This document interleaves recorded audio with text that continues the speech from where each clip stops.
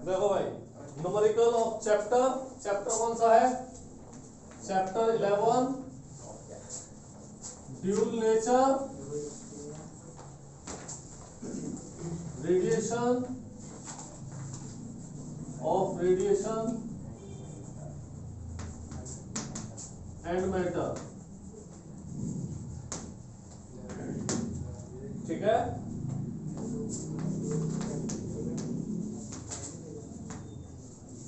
Numericals.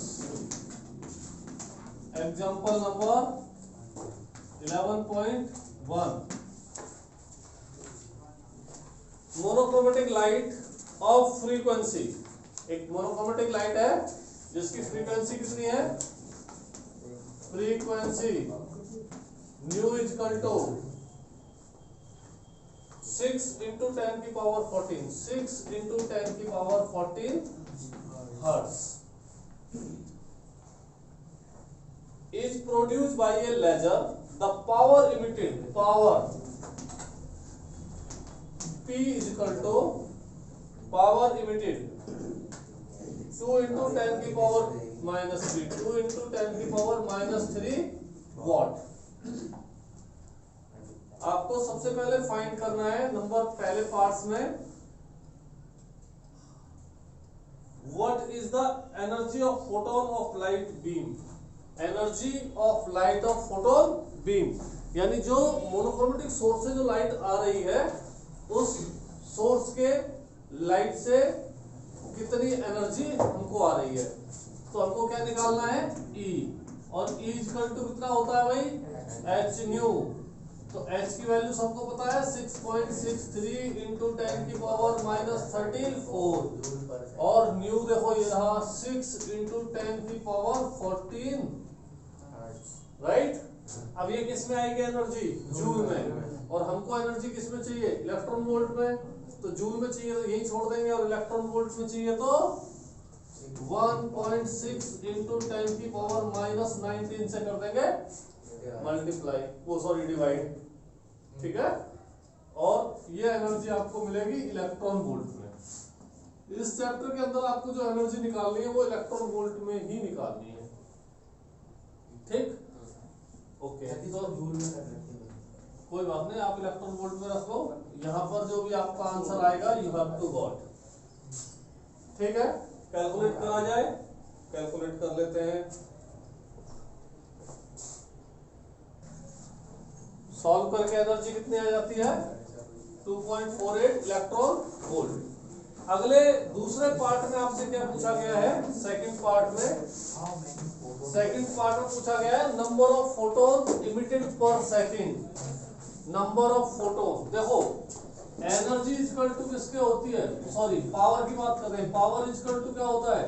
Energy upon time. This is for 1 particles. अगर n particles होंगे तो यहाँ पर क्या लगा देंगे? n। तो पावर कितनी दी है? 2 इंटू 10 की power -3 equal to n into E कितना है? E देखो ये रहा 2.14 इलेक्ट्रॉन वोल्ट अपॉन टाइम कितना है? 1 सेकेंड। तो n इक्वल टू कितना निकल आएगा? 2 इंटू 10 की पावर -3 अपॉन 2.14 इलेक्ट्रॉन वोल्ट।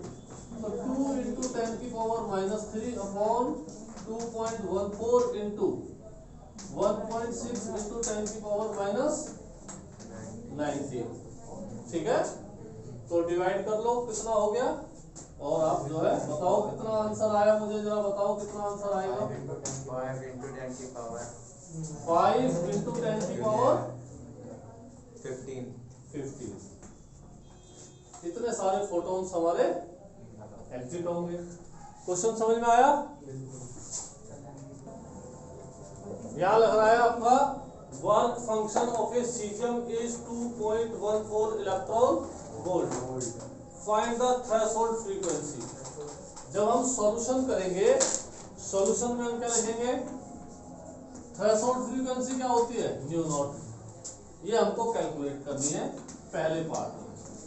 अब हमको क्या दिया है? हमको दिया वर्क फंक्शन दिया है 2.14 इलेक्ट्रॉन वोल्ट, और हमको क्या दिया है इसमें? स्टॉपिंग पोटेंशियल दिया है, देखो स्टॉपिंग पोटेंशियल, स्टॉपिंग पोटेंशियल होता है V नॉट 0.6 वोल्ट। ठीक, तो थ्रेशोल्ड फ्रीक्वेंसी निकालने के लिए हमारे को पता है वर्क फंक्शन इक्वल टू कितना होता है h न्यू नॉट। ठीक है, तो हम यहाँ से न्यू नॉट निकाल पाएंगे work function upon Planck constant. Work function कितना है 2.14। अब देखो ये इलेक्ट्रॉन वोल्ट में है, ठीक है, जबकि फ्रीक्वेंसी किसमें निकालनी है हमको हर्ट्ज में, तो इसमें किसका मल्टीप्लाई करेंगे 1.6 इंटू 10 की पावर माइनस 90 अपॉन इसकी वैल्यू कितनी है 6.63 इंटू 10 की power minus 34। What is the value, calculate करो कितनी आएगी वैल्यू 5.16 इंटू 10 की पावर 14 5.16 इंटू 10 की पावर 14 हर्ट्ज। देखो ये तो हो गई थ्रेशोल्ड फ्रीक्वेंसी, क्या हो गई ये थ्रेशोल्ड फ्रीक्वेंसी, थ्रेशोल्ड फ्रीक्वेंसी। इधर इधर दोनों जने। अगले में क्या पूछा है उसने वेवलेंथ, यानी हमको क्या कैलकुलेट करनी है बी पार्ट में लैम्डा।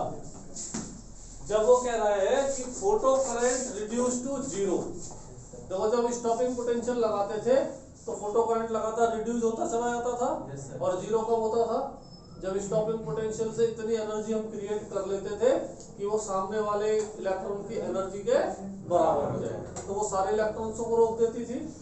तो काइनेटिक एनर्जी उस केस में कितनी होनी चाहिए थी जब फोटो करंट जीरो होगा, काइनेटिक एनर्जी होनी चाहिए थी EV नॉट। ठीक है, तो काइनेटिक एनर्जी का फॉर्मूला क्या था हमारे पास h nu minus phi naught equal to EV naught. Right, अब हमको निकालना है लैम्डा, हमको फ्रीक्वेंसी मालूम भी नहीं है, तो इसको क्या लिखेंगे SC अपॉन लैम्डा। ठीक है, माइनस इसको इधर ले जाओ EV naught plus phi naught हो जाएगा। ठीक है, सुनो इधर, तो लैम्डा इक्वल टू कितना हो जाएगा HC upon EV naught plus phi naught. Right, okay, H की वैल्यू कितनी है 6.63 इंटू 10 की पावर माइनस 34। C की वैल्यू कितनी है 3 इंटू 10 की पावर 8 ऑब्लिक। E की वैल्यू कितनी होती है, सिर्फ V की वैल्यू लगा दो, V की वैल्यू कितनी है 0.6 इलेक्ट्रॉन वोल्ट हो गई। देखो E तो था ही और ये वोल्ट भी है, तो क्या हो गया electron volt plus 2.14 electron volt, तो ये कितना हो गया 6.63 इंटू 3 इंटू 10 की पावर 26 माइनस के ऑब्लिक 0.6 इसमें जोड़ देंगे तो कितना हो जाएगा 2.74 इंटू 1.6 इंटू 10 की पावर माइनस 90। ठीक है भाई, कितना हो गया, इलेक्ट्रॉन की वैल्यू लास्ट में जाके लगा दी हमने, इसको वैल्यू को करोगे तो 500 कुछ आ रही है होगी 454 454 nanometre. This is the wavelength. समझ में आया नहीं आया, पक्का। क्वेश्चन में क्या पढ़ना है 11.3 क्वेश्चन है the wavelength of light is in visible region is about 390 nanometre for violet colour. Wavelength of violet कितनी है 390 nanometre. Again about 550 nanometre average wavelength for red green. कौन सा है रेड ग्रीन, येलो ग्रीन दोनों का average मिलाकर के कितना है 550 nanometre. And third most red की कितनी है 760 nanometer. What are the energy of the photon in electron volt? of पहला निकालना है, पहला क्वेश्चन वॉयलेट पर, वॉयलेट एंड पर, दूसरा येलो ग्रीन एवरेज पर, ठीक है, और थर्ड निकालना है रेड एंड पर। कितनी कितनी एनर्जी होगी? तो देखो भाई पहला वाला पार्ट स्टार्ट करते हैं, वॉयलेट एंड पर एनर्जी इज इक्वल टू कितनी होगी? H new. एच न्यू को हम बदल सकते हैं सी अपॉन लैम्डा। लैम्डा हम एनर्जी किसके लिए निकाल रहे हैं? वॉयलेट के लिए, तो लैम्डा किसका हो जाएगा? वॉयलेट का। तो एच की वैल्यू 6.63 इंटू 10 की पावर माइनस 34, 3 इंटू 10 की पावर 8 ऑब्लिक वॉयलेट की वेवलेंथ 390 इंटू 10 की पावर माइनस 9। और भाई इलेक्ट्रॉन वोल्ट में चाहिए, ये तो जूल में आएगी, तो इसमें हम 1.6 इंटू 10 की पावर माइनस 19 से और डिवाइड कर देंगे, it convert into the electron volt.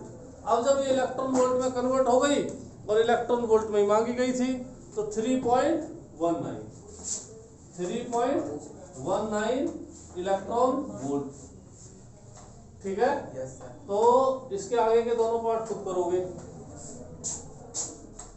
निकालनी है। डिब्रॉय वेवलेंथ निकालने के लिए क्या करना होता था? Lambda equal to, de Broglie wavelength क्या थी? Lambda equal to H upon P, और एच अपॉन पी की वैल्यू कितनी थी?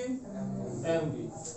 तो वेवलेंथ ऑफ इलेक्ट्रॉन एच की वैल्यू 6.63 इंटू 10 की पावर माइनस 34,